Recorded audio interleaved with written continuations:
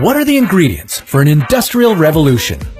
Take some new energy sources, add a dash of cutting-edge communications technology, and top it all off with an emerging mode of transportation. When our society goes through an industrial revolution, we spur economic growth and completely change the world we live in. We've seen the effects of two already. So, how would things change if we had a third? This is What If. And here's what would happen if there was a third industrial revolution. According to economist Jeremy Rifkin, we're already on the cusp of a third industrial revolution, a convergence of the internet, renewable energy, and automated transportation. If we embrace this transformation, it could decentralize nearly every industry on Earth, giving more power to the people. How would this be an important weapon against climate change?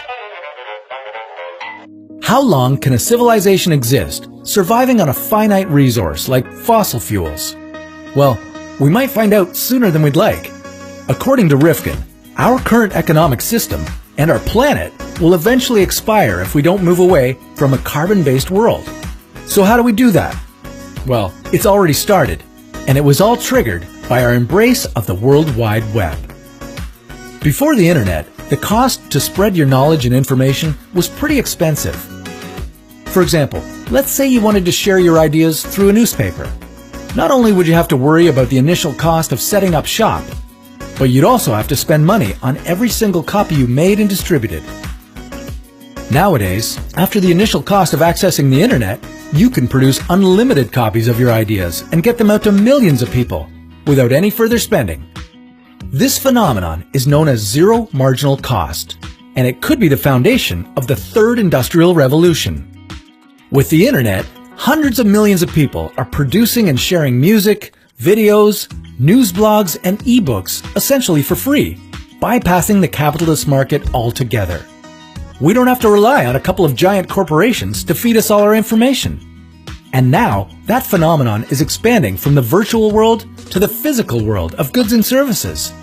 For instance, let's say you and a bunch of neighbors want to start your own power grid based on renewable energy. Well, with today's technology, you could do that. And then you could even use that grid to power driverless cars to run a local rideshare program.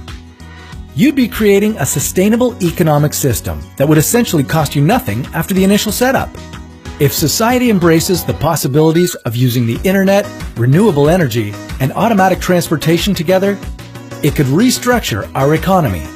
Traditional corporations would be disrupted, and the power would be returned to the local communities. We'll also be able to collect a lot more information about the world around us, allowing our economy to operate at top efficiency.